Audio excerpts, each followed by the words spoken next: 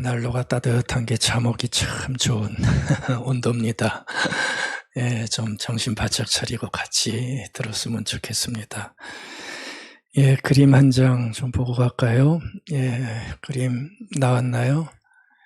오늘 제목을 표현해 본 그런 그림입니다. 전쟁의 모습이 저기 나와 있지요. 창 들고 칼 들고. 요즘 전쟁은 아니고요. 오늘 본문에 나오는 고대 전투의 장면을 제가 그린 게 아니고 챗GPT가 그린 그림입니다. 여러분 다 아시죠? 그때 제가 말씀드렸듯이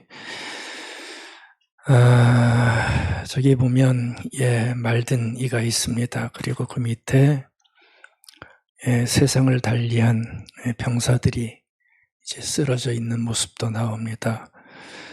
그리고 그 옆에 슬픔을 아는지 모르는지 아주 붉은 꽃 한 송이가 조용히 옆에 어울리지 않게 피어 있습니다.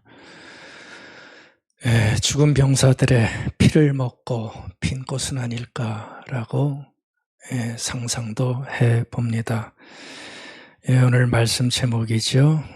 치열한 전장에 핀 꽃 한 송이, 치열한 전장에 빛꽃 한 송이, 어울리지 않지만 꽃이 피어나고 있다는 것, 오늘 좀 같이 살펴보려고 합니다.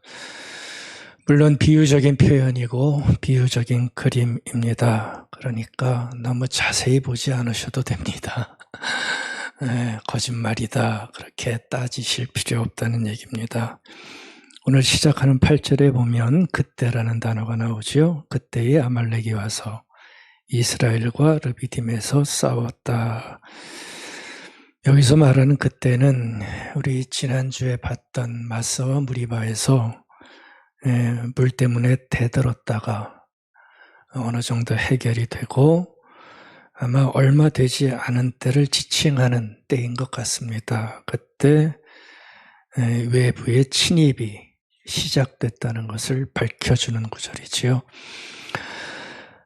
지금까지는 내부의 문제로 몸살을 앓았습니다. 이스라엘이 뭐 달라 하면서 내부의 문제로 몸살을 앓았는데 이제부터는 광야길에서 외부의 적으로 인해서 고통을 당하는 그 일이 시작되는 바로 그 지점에 이 사람들이 와 있습니다. 내우외환이지요. 그렇죠? 내우외환, 아내 걱정, 밖에 근심, 바람 잘 날 없는 삶의 날들이 이 사람들에게도 계속되고 있습니다. 바로 우리의 삶이라는 얘기입니다. 여러분들은 내우외환이 없으십니까? 우리의 삶이니 어떻게 없겠습니까? 이 사람들도 마찬가지였던 것 같아요. 신명기 25장에 보면 행렬 뒤에 처져 있는 약한 이들을 공격했다. 이렇게 풀어주고 있습니다. 그러니까 긴 행렬이었겠죠. 200만이니까. 그 뒤에 처진 사람들은 아무래도 노인네들, 또 아픈 이들, 어린아이들, 힘을 쓸 수 없는 애들이었을 텐데 얼마나 치사한 공격을 해야 되는 겁니까? 그렇죠? 그 뒤에 와서 처진 이들을 포로로 잡아가는 건 아마 아니었을 것 같아요. 그렇죠? 아말렉이 그렇게 했다 그렇게 얘기합니다. 근데 아말렉은 에서의 후손입니다. 에서는 야곱과 형제였죠. 그럼 결국 이 사람들은 형제 나라나 마찬가지일 텐데 세월이 지나다 보니 또 각자의 이익이 있다 보니 형제고 뭐고 상관이 없게 된 것 같아요. 대비하지 못하고 당한 공격일 겁니다. 그러니 얼마나 속수무책 당했을 것입니까? 이 공격이 얼마나 잔인했는지 신명기 25장 17절에서는 그들이 행한 일을 잊지 말고 기억해라. 절대로 잊지 말아라. 얘기를 하는 겁니다. 19절에도 그 얘기 있죠. 잊지 말라라는 말까지 적혀 있는 거 볼 수 있습니다. 아말렉이 공격했다고 그랬는데요. 아말렉은 광야에서 잔뼈가 굵은 굉장히 강한 상대입니다. 유목민들이기 때문에 광야를 오고 가면서 약탈을 일삼고 살았던 사람들입니다. 그러니까 절대로 쉽게 싸울 수 있는 상대가 아니란 얘기지요.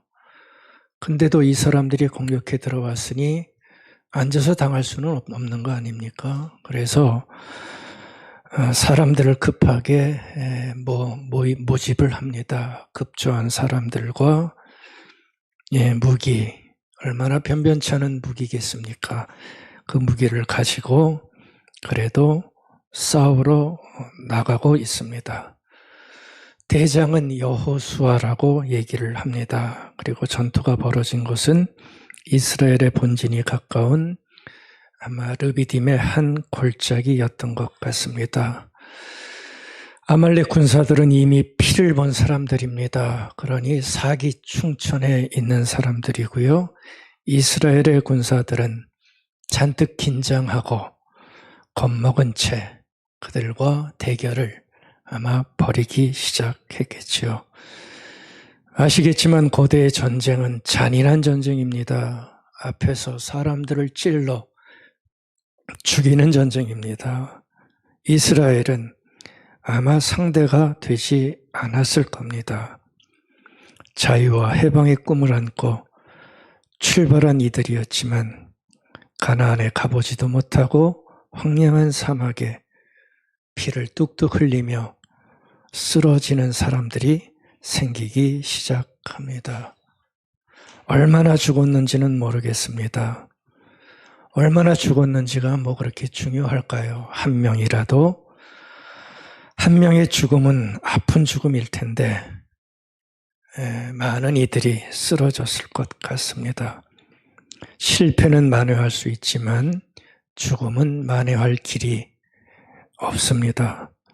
모세가 높은 언덕 위에 올라가서 그 쓰라린 장면을, 아픈 광경을 멀찌감치 지켜보고 있습니다. 모세도 싸우고 싶었겠지요. 그래도 왕년에는 애굽의 감독자를 때려 누였던 힘 있는 사람이었습니다. 근데 마음만 그렇지요. 이제는 80 노인입니다. 나가서 싸울 수는 없습니다. 모세가 이런 상황을 예상했는지 자신이 할 수 있는 일을 모세가 거기서 하기 시작합니다. 산에 가지고 올라간 지팡이. 이 지팡이는 더 이상 모세의 지팡이가 아니고 하나님의 지팡이가 돼버린 지팡이지요. 바로 그 지팡이를 잡고 하늘을 향해 손을 높이 듭니다. 이 상징적인 장면을 여러분들이 한번 보시기 바랍니다.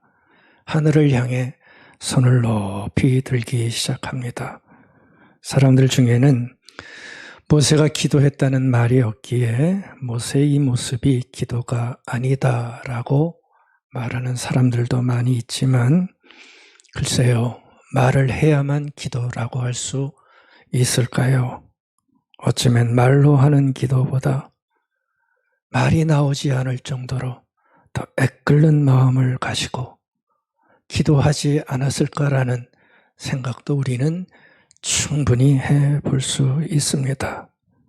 애끓는 마음을 가지고 출애굽의 하나님, 구름과 불기둥으로 자신들을 인도해 주셨던 하나님, 홍해를 거짓말처럼 갈라주셨던 그 하나님, 만나를 주시고 반석에서 물을 주신 그 하나님께 모세가 온 힘을 다해서 구하지 않았겠습니까? 주님, 저들은 애굽에서 고통스럽게 아프게 산 이들입니다. 우리의 자녀들입니다. 구해 주십시오. 하나님이 아니면 저들을 구할 리가 아무도 없습니다.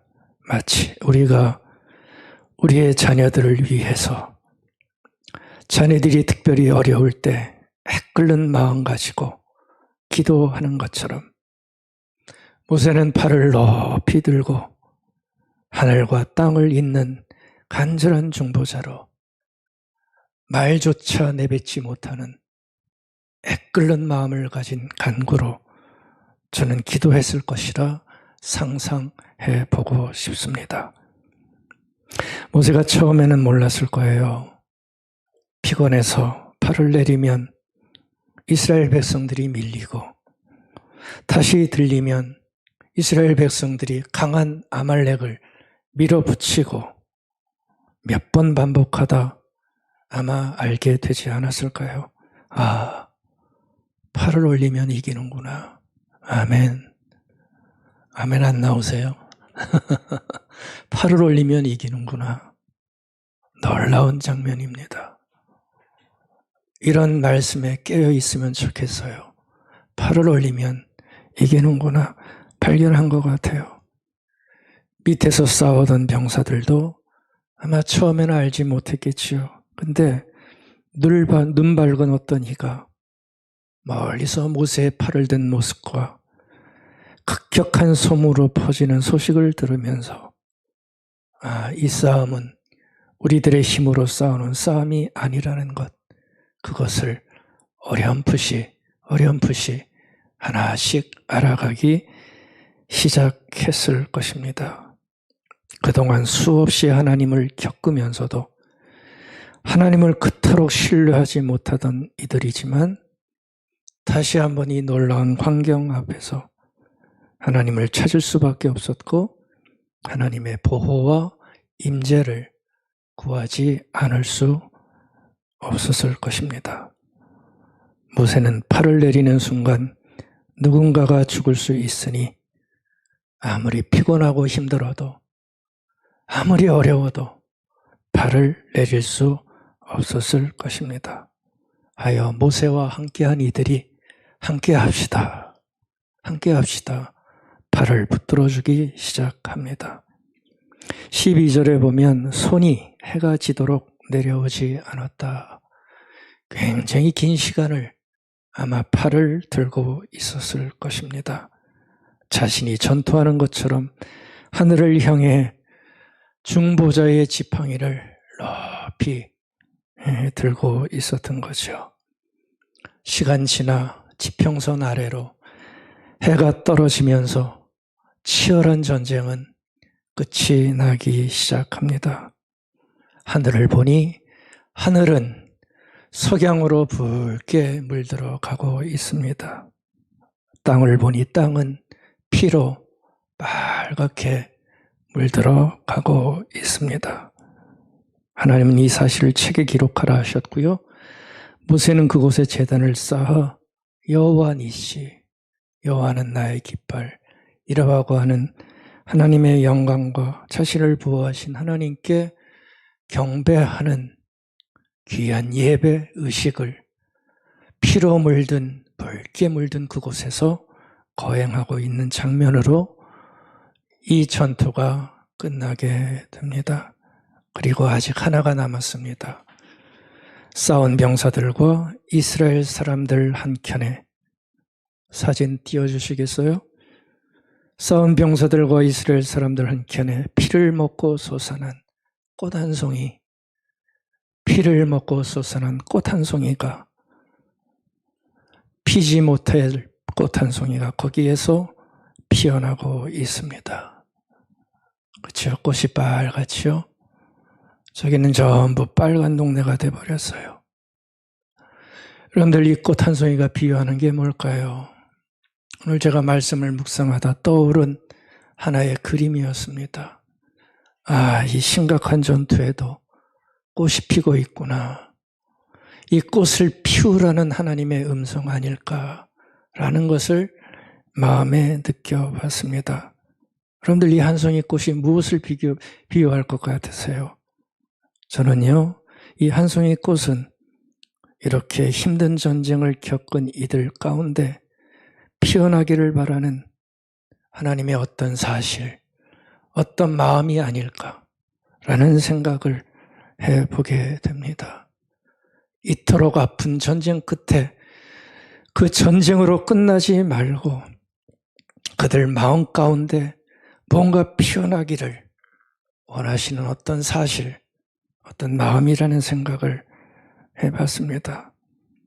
여러분들 같으면 이 사람들이 하나님의 보호로 승리한 전쟁을 통해서 뭘 배우고 뭘 마음에 담으면 좋겠어요? 한번 요구해 보세요. 야, 너희들 이렇게 승리했는데 이런 건 좀 배워야 되지 않겠니? 그렇죠? 뭘 이 사람들이 배우시면 좋겠어요? 아, 이겼네, 끝. 이건 말이 안 되잖아요. 여러분들도 이 성경 보고 끝. 이런 말이 안 돼요. 뭘 배우면 좋을까요? 아니요, 하나님은 승리한 그들이 뭘 배우기를 원했을까요? 어떤 마음을 가지기 원했을까요? 제가 이스라엘 사람들을 대비해서 말씀드렸지만 이것은 우리의 역시 문제입니다. 전쟁터 같은 삶을 살아가는 우리들에게 하나님이 피우기를 원하시는 꽃 한 송이, 이것을 생각해야 되는 것이 그리스도인들의 삶 아니겠습니까? 도대체 왜 승리를 주셨지요? 이 사람들 뭐 잘난 게 있습니까? 껄핏하면 못 알라 대들던 사람들인데 왜 승리를 주셨습니까? 왜 물을 주셨습니까? 왜 만나를 주셨습니까? 괜히 주셨습니까? 주신 이유가 있겠죠. 주신 이유가 있겠죠. 그리고 주시면서 바라는 마음도 아마 있을 것입니다. 주시면서 바라는 마음은 제가 볼 때 하나인 것 같아요. 야, 이제는 너희들 나를 좀 알지 않겠니? 나를 좀 알아달라. 그렇죠? 나를 아는 자로 살아봐라.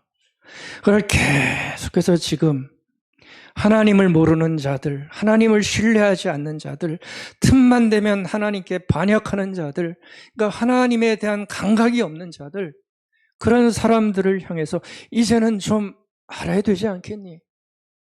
그래서 물을 주고 먹을 것도 주고 또 승리도 주고 지금 그 말씀하시는 것 같아요. 이게 사실은 그들의 인생과 미래에 가장 중요한 일이기에 출애굽을 시키신 하나님, 약속의 하나님을 그들에게 알려주고 계신 것이요. 그래서 저는 이렇게 소중한 피를 먹고 피어내야 할 한 송이 꽃이 있다면 한 단어로 이렇게 정리를 해봤어요. 그 어려운 가운데서 피어내야 할, 그들이 피어내야 할, 가져야 할 한 송이 꽃이 있다면 그건 다른 게 아니고요. 정체성.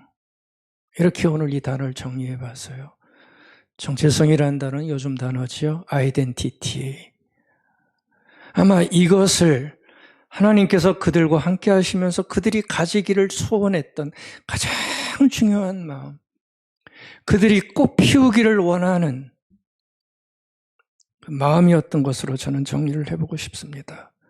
무슨 얘기입니까? 자신들이 누군지, 그리고 자신들이 어떤 존재인지를 아는 그런 생명의 꽃 한 송이로 그들의 마음속에 피어내기를 아마 바라셨던 것으로 저는 이해하고 싶어요. 여러분들 정체성이 뭐지요? 간단히 얘기하면 이런 거잖아요. 당신 누구요?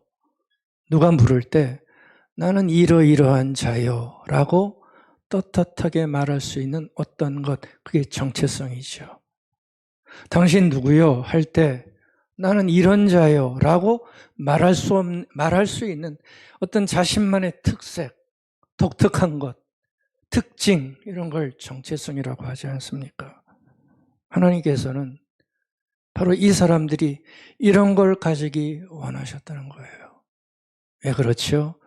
당신들은 더 이상 애굽의 노예들이 아니다. 하나님 없이 살아가는 존재가 아니다. 그것을 계속해서 그들의 마음속에 꽃 피우고 싶은 거예요. 하나님을 가진 자의 삶을 살기를 원하시는 거죠. 두 가지를 원하셨던 것 같아요. 하나님을 아는 자, 하나님을 알아가는 자, 노인과 그렇죠. 하나님을 알아가는 자. 또 하나, 하나님에 의해 알려진 자라는 것을 아는 자들. 그렇죠. 내가 하나님에 의해서 알려진 자라는 것을 아는 자로 그들이 살아가기를 하나님은 그들에게 원하고 계신 거예요. 여러분들 바로 이 두 가지입니다. 신자가 어떤 사람인 줄 아십니까? 교회에 나오는 사람이 신자인가요? 천만에요. 아니에요. 정말 신자는요, 이 두 가지를 아는 자가 신앙인들이에요. 하나님을 알아가는 자, 하나님을 아는 자, 그래서 끊임없이 하나님을 추구하려고 애쓰는 자, 너인가? 하나님이 과연 어떤 분이신가를 끊임없이 알아가는 자. 다른 걸로는 신자의 정체성을 삼을 수 없어요. 이것이 첫 번째 신앙인의 정체성이고요. 또 하나는 하나님에 의해 알려진 자라는 것을 아는 자. 쉽게 얘기하면 하나님이 나를 아시는구나 하는 것을 아는 사람. 아멘. 굉장히 중요한 신자들을 많이 가지고 있는 특권일 수 있습니다. 여러분들 이 두 가지 사실은 지금도 변하지 않는 하나님의 마음입니다. 하나님이 더 이상 중요하지 않고 의미가 있지도 않은 세상 한가운데 살아가는 자들인 우리들을 향해서 하나님이 당신들의 마음에 활짝 꽃핀 꽃 한 송이가 되기를 원하는 마음, 그건 다른 게 아닙니다. 당신은 하나님을 아는 자야. 아니, 하나님을 아는 자로 끊임없이 살아가야 돼. 그리고 하나님께 알려진 자로 살아가는 존재야. 라는 것을 말씀하시고 있는 것이요. 이게 우리가 피어야 할 아름다운 한 송이 꽃입니다. 언제요? 전쟁터 같은 삶을 살아가면서 하나님의 함께하심을 느끼면서 살아가는 우리의 모습인 거죠. 여러분들은 당신은 누구요? 라고 누가 물어볼 때 지금까지 어떻게 대답하고 계셨어요? 당신은 누구요? 라고 물을 때 어떻게 대답하셨어요? 여러분들 요즘 세상은요, 다 정체성 불안을 다 겪고 있어요. 그래서 이런 거 물어보면 신경질 내요. 왜요? 말할 게 없어요. 말할 게 없어요. 당신 누구요? 라고 물어보면 뭐 그딴 걸 물어봐. 이런 세상이에요. 끽해봤죠? 끽해봤죠? 나 어디 출신이야. 이 정도예요. 그렇죠? 나 어디 다녀? 어디 다녀? 나 이 정도 살지? 이게 우리가 가지고 있는 유일한 정체성이에요. 아니, 그거 이상으로 대답하는 사람들이 별로 없는 것 같아요. 그래서 이런 게 좀 있으면, 어떻게 하시는지 여러분들은 다 잘 아시죠? 이런 게 좀 있으면 으쓱하고요. 그리고 안타까운 거 하나. 이런 게 아무것도 없이 살아가는 모든 이들은 의기소침해서 당신 누구요? 라고 말할 때 말 한 번 하나 하지 못하고 소가리를 하는 그런 인생을 살아가는 것이 우리의 삶의 모습입니다. 그런데 여러분들, 성경은, 하나님은 이런 우리들을 향하여 분명하게 가지기를 요구하는 신앙인의 삶의 삶됨, 자기됨, 끊임없이 우리에게 요청하시는 신자의 신자됨을 아주 분명하게 우리에게 말씀하세요. 그리고 가지기를 원하세요. 그렇게 살기를 원하세요. 그게 뭡니까? 앞에 걸 조금 더 풀어드리면 세 가지예요. 우리는 하나님의 형상대로 지음받은 존귀한 자들이다. 아멘. 이게 얼마나 위대한 얘기인 줄 아십니까? 얼마나 놀라운 사건인지 아십니까? 여러분들 신앙을 너무 가볍게 여기지 마세요. 뭘 받으면 얻는 정도로 신앙을 폄하하지 마세요. 그것 이전에 하나님은 우리의 존재에 대고 말씀하시는 거예요. 너희들은 나를 닮은 너무나 존귀한 자들이다. 하나님의 형상이라는 말은 겉모습이 아니잖아요. 하나님이 가지시는 정확한 이성, 하나님이 가지신 자유의지, 하나님이 가신 존귀함, 그런 것들이 다 우리에게 있다는 거예요. 어떤 이들에게 다 그런 게 있다는 거예요. 당신들은 그런 자라는 거예요. 이게 하나님께서 우리에게 가지기를 원하는 가장 중요한 정체성 1번이에요. 너희들은 나를 닮은 하나님의 존귀한 자다. 어디에서 이런 얘기를 합니까? 하나님과 우리를 동등되게 여기시는 놀라운 신적 사건을 말씀해 주시는 겁니다. 또 하나, 너희는 하나님에 의해, 나에 의해 알려진 자다. 하나님이 알고 계시다는 거예요. 이거 조금 이따 더 자세히 말씀드릴게요. 굉장히 중요한 선포를 우리에게 말씀하십니다. 그리고 너희들은 in Christ, 그리스도 안에 있다. 그리스도는 누군가요?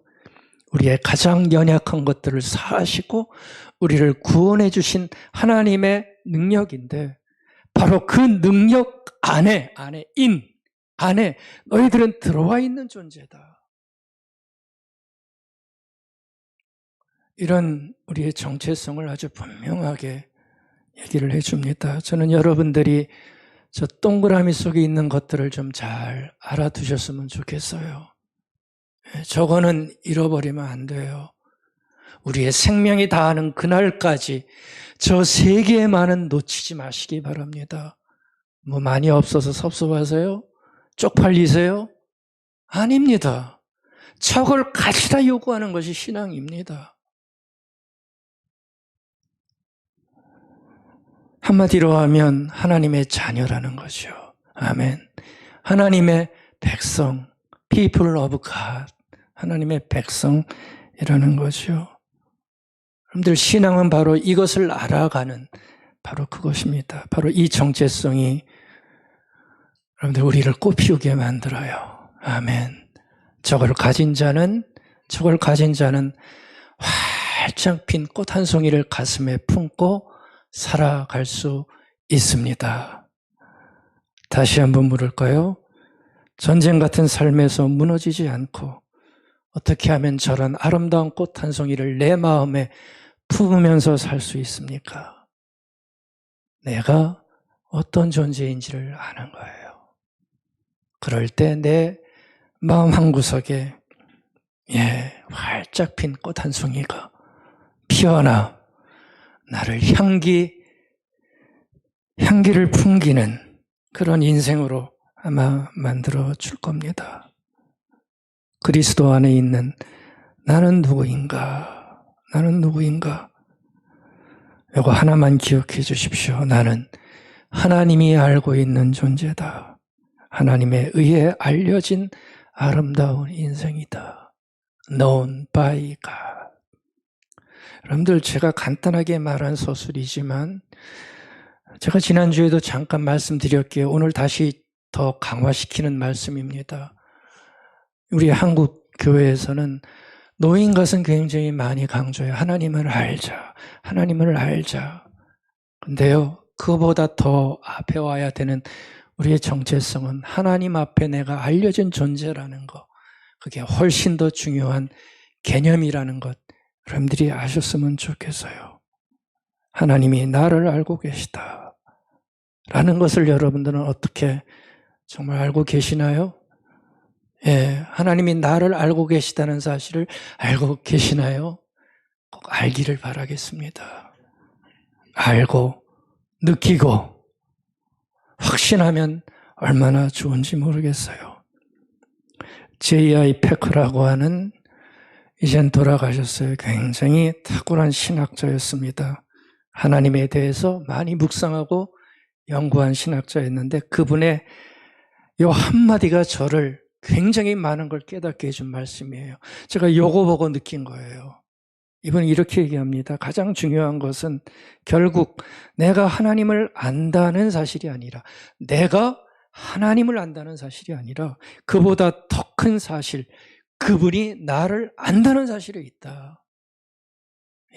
굉장히 중요한 말을 얘기해 주셨습니다. 내가 하나님을 안다는 사실보다 그분이 나를 먼저 안다는 것, 바로 이것이 하나님의 은총이고 은혜라고 하는 것이죠. 요한복음 10장 14절입니다. 거기서 이렇게 얘기합니다. 요한복음 10장 14절. 나는 선한 목자다. 나는 내 양들을 안다. 이렇게 얘기를 합니다. 갈라디아서 4장 9절입니다. 지금은 여러분이 하나님을 알 뿐만 아니라 하나님께서 여러분들을 뭐 하셨다고요? 알아주셨다. 많이 좀 놀라셨으면 좋겠습니다. 여러분들을 알아주셨다. 그러니 왜 그런데도 그 무력하고 천하고 유치한 교훈으로 되돌아가서 또다시 그것들에 매여 종노릇, 노예 노릇하면서 사니? 그러지 말아라. 하나님께 알려졌다고 하는 사람들은 그렇다면 다른 것에 매여서 종노릇할 필요가 없다는 거죠. 여러분들, 우리가 얼마나 많이 매여 있는 줄 아십니까? 끔찍히도 매여 있는 인생입니다. 근데 바울은 이겁니다. 여러분을 알아주셨으니 그렇게 살 필요 없다. 얘기를 해주는 거예요. 이사야서 43장 2절, 이스라엘아 하면서 내가 너를 지명하여 불렀으니 너는 나의 것이다. 이렇게 얘기를 해줍니다. 여러분들, 하나님께서 이스라엘 사람들에게 알려주고 싶었던 게 바로 이겁니다. 내가 너희들을 알고 있다. 이걸 계속해서 좀 알려주고 싶은 거예요. 하나님을 모르던 노예에 매여 있던 사람들 아닙니까? 그런 사람들에게 하루아침에 알겠습니까? 하나님을. 그러니 계속해서 알려주시는 거예요. 먹을 것도 주고 구름 기둥도 보여주시고 홍해도 갈라주시고 외적도 물리쳐 주시고, 너희는 절대 이제 노예가 아니다. 나의 자녀다. 내 것이다. 그러니 나의 자녀답게 살아라. 말씀해 주시는 거죠. 여러분들, 우리도 틀리지 않습니다. 하나님이 나를 알고 계시고 하나님의 존귀한 자녀며 내가 그리스도 안에 있다는 것에 환하게 눈뜰 때 내 인생 가운데 꽃 한 송이가 전쟁터 같은 삶이지만, 피를 머금은 아픈 인생이지만 바로 그 안에서도 환한 꽃 한 송이 피울 수 있다라고 저는 생각하게 된 거고요. 그렇게 되기를 바랍니다. 하나님께 알려졌다는 사실을 알고 사는 것은 이건 정말 큰 특권이고 유익입니다. 여러분들, 언제까지든지 내가 하나님께 알려졌다는 사실만은 잊지 마시기 바랍니다. 내가 하나님을 아는 것보다 우리가 하나님을 알면 얼마나 알겠어요? 안 그렇습니까? 내 죄성 많은 인간의 이성이 하나님을 어떻게 알 수 있겠어요? 알면 뭐 얼마나 알겠어요? 근데 그것보다 하나님은 나를 알아주고 계시대요. 이게 먼저 와야 되는 하나님의 선택이며 하나님의 은총이죠. 그래서 여러분들, 하나님께 알려진 사람이 누리는 은혜와 힘은 굉장히 큰 겁니다. 하나님께 알려진 사람이 누리는 최고의 유익 중에 가장 큰 유익이 뭔지 아시겠어요? 저는 위로로 보고 싶습니다. 하나님께 알려지고 하나님이 알아주신다는 것 자체가 우리 인생들에게는 위로입니다. 내가 요래도 하나님이 알아주시지. 이것 자체가 가장 큰 위로입니다. 여러분들, 하나님이 나를 알고 계십니다.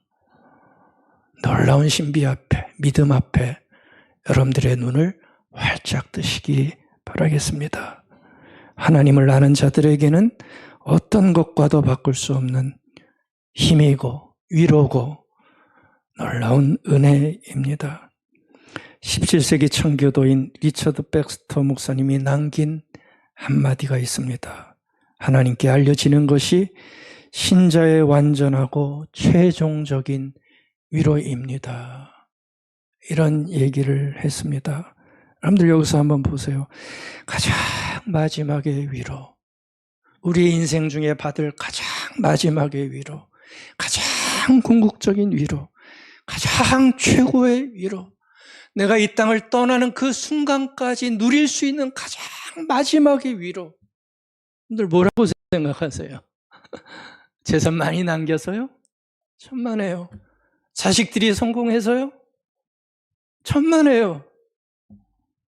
우리 인생의 가장 마지막에 남긴 위로는, 가장 위대한 위로는 내가 하나님께 알려진 자로 살다 하나님께 간다는 거. 이것을 아는 자는 가장 큰 위로 속에 꽃 한 송이 품고 이 땅을 떠날 수 있는 겁니다. 이것이 우리의 정체성이고 신자된 자의 특권이고 신자된 자의 소명이 되는 거 아니겠어요? 이사야서 66장 13절에서 하나님이 이사야를 통해서 밝혀주시죠. 어머니가 그 자식을 위로하듯이 내가 너희를 위로할 것이다. 아멘. 이 위로를 여러분들도 꼭 받으시기 바랍니다. 언제까지 대들기만 하시겠어요? 언제까지 하나님이 나를 알아주시지 않는다 말씀하시겠어요? 여기에서 벗어나시기 바랍니다. 바울의 고백처럼 하나님은 모든 위로의 하나님이시고요. 우리의 모든 환난 중에서 우리를 위로하시는 하나님이십니다. 왜요? 나는 하나님께 known by God, 하나님께 알려진 자이기 때문에 그렇습니다. 하나님은 계속 이것을 우리에게 알려주고 싶어 하세요. 그러니 이것을 눈치채야 됩니다. 또 하나, 위로만 있는 게 아닙니다. 여러분들, 하나님이 나를 아신다는 것이 분명할수록 우리는 존재의 상승을 경험합니다. 하나님이 나를 아신다는 그 사실 앞에 내가 딱 서 있으면 내 존재의 상승을 경험하게 되는 겁니다. 여러분들, 세상의 정체성에서 상처받은 많은 자존감들 일순간에 다 사라질 수 있습니다. 세상의 정체성은 우리에게 주는 게 상처밖에 더 있습니까? 세상의 정체성에 머무는 자들은 상처에서 벗어날 수가 없습니다. 쪽팔림에서 벗어날 수 없습니다. 매일 쪽팔립니다. 강한 자 앞에 설 때마다 쪽팔립니다. 주눅 들잖아요. 너가 없어서 주눅 들고. 근데요, 하나님이 나를 알려주셨다는 사실 앞에 내가 감격하고 그것 앞에 확신이 있고 그 믿음이 있을 때 내 존재감은 놀랍게도 높이 올라갑니다. 여러분들, 세상의 정체성이 만들어내는 것은 교만함입니다. 잘난 체입니다. 근데요, 하나님이 나를 알려주신다는 그 사실 앞에 내가 눈을 뜨면 교만 대신에 그 자리에 겸손이 들어옵니다. 여러분들은 겸손을 어떻게 정의하고 계세요? 겸손은 사람들이 흔히 그렇게 생각하지요. 자신을 낮추는 거, 자신을 끝없이 낮추는 걸 겸손이다, 그렇게 생각하는데 그것은 성경적인 정의가 아닙니다. 겸손은요, 다른 게 아니고요, 자신에 대해 덜 생각하는 거예요. 그게 겸손이에요. 왜 자신에 대해 덜 생각할까요? 하나님이 나를 알아주시니 다른 것 갖고 생색낼 필요가 없어요. 가식적으로 낮춰줄 필요도 없어요. 여러분들, 낮춘다는 겸손은 얼마든지 가능한 삶의 모습이잖아요. 위선도 들어갈 수 있어요. 근데 진정한 겸손은 자신을 낮추는 게 아니고요. 자신을 덜 생각하는 거예요. 이 자신을 덜 생각하는 겸손은 하나님이 나를 알아주신다는 존재감이 상승하는 자에게 오는 선물일 수 있습니다. 빌립보서 4장 2장 3절입니다. 겸손한 마음으로 남을 자기보다 낮게 여기십시오. 제 실속만 차리지 말고 남의 이익도 돌보십시오. 이게 뭐라고요? 이게 겸손이에요. 고개를 숙이는 게 겸손이 아니라 자신에 대해 좀 덜 생각하는 거. 그렇죠? 덜 생각하며 타자를 생각하고 당신이 나보다 낫다는 것을 인정할 줄 아는 자. 넉넉히 그럴 수 있는 거예요. 왜요? 난 하나님이 알아준 자기 때문에 사람이 알아주는 거 그렇게 중요하지 않습니다. 우리 다 이 지경까지 한번 좀 가보십시다. 사람 앞에 자꾸 겸손하려고 그러세요. 위선이 되기 쉽습니다. 자기보다 더 생각하는 게 우리의 마음입니다. 그래서 여러분들, 하나님을 아는 자들이 이 세상에 미치는 파급력은 정말 대단한 겁니다. 하나님을 아는 자들은 삶의 지향점이 다릅니다. 이해 못합니다. 신앙이 없는 자가 이걸 어떻게 이해하겠습니까? 신앙이 없는 자의 저속한 삶으로, 유치한 삶으로 이걸 어떻게 이해할까요? 이해하지 못합니다. 사는 방식이 달라집니다. 여기까지만 할게요.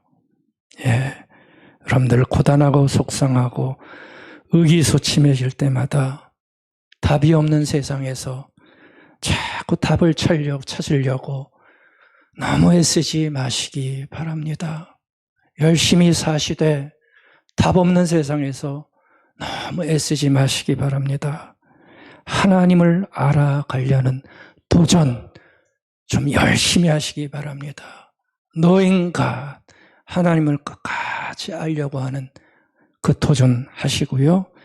하나님께 알려졌다는 믿음을 가지고 신자된 자에게 주시는 위로와 겸손과 명예로움을 발견하는 아름다운 매일의 삶 꼭 누리시기를 간절히 소망하고 바라겠습니다. 아멘.